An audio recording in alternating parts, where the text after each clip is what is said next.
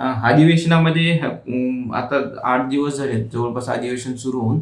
काय वाटतंय तुम्हाला, कुठले प्रश्न याच्यामध्ये मार्गी लागले असेल? कारण यामध्ये तुकाराम मुंडेंविषयी चर्चा होते. बिबट्यांचं प्रकरण खूप दिवस या अधिवेशनामध्ये गाजताना आपल्याला या ठिकाणी बघायला मिळालं. हे काय लोक आहेत बरं का, हे विचित्र आहेत. हे काय गैरसमज पसरून देऊन टाइम घालते आणि भरोसा नाही. आता आमचा हा आरक्षणाचा मुद्दा कुठंच काही नसून सुद्धा आता अचानक उकरून काढला म्हणजे मला याच्या मागे सुद्धा काहीतरी, खरंच सांगतो मी जबाबदारीने, डावच दिसतोय. आता हे 2-4 दिवसात 8 दिवसात उघडं पडत समोरून कोण कोण बोलतंय विरोधात याच्यावर लक्षात येईल की हे घडून आणलंय. आणि खरंच जर ह्या मुद्दा अचानक उकरून समाजाच्या हिताचा काढला असेल तर चॅनलवाल्यांचं सगळ्या खरंच कौतुकच आहे, त्याच्यात काय दुमत असण्याचं कारण नाही. पण आता चिखलफेक काय जर झाली तर समजायचं हे ठरून होतं.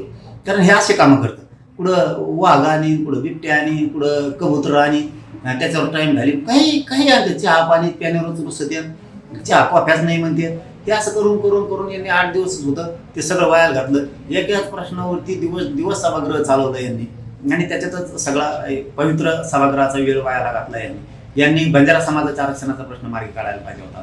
शेतकऱ्यांच्या कर्जमाफीपासून सगळ्या मालाच्या भावापर्यंतचा विषय, हे विषय सगळे मार्गी काढायला पाहिजे होते.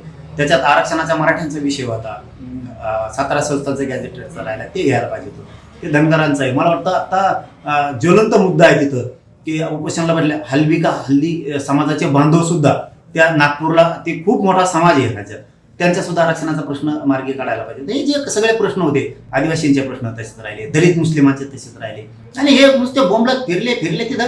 आता 2-4 दिवसांनी बॅगा भरते, घरी येऊन झोपते, लागली काडी. शेतकऱ्याचं वाटलं झालं, मराठ्यांचं झालं आणि कोणालाच काही हाती लागू दिलं नाही.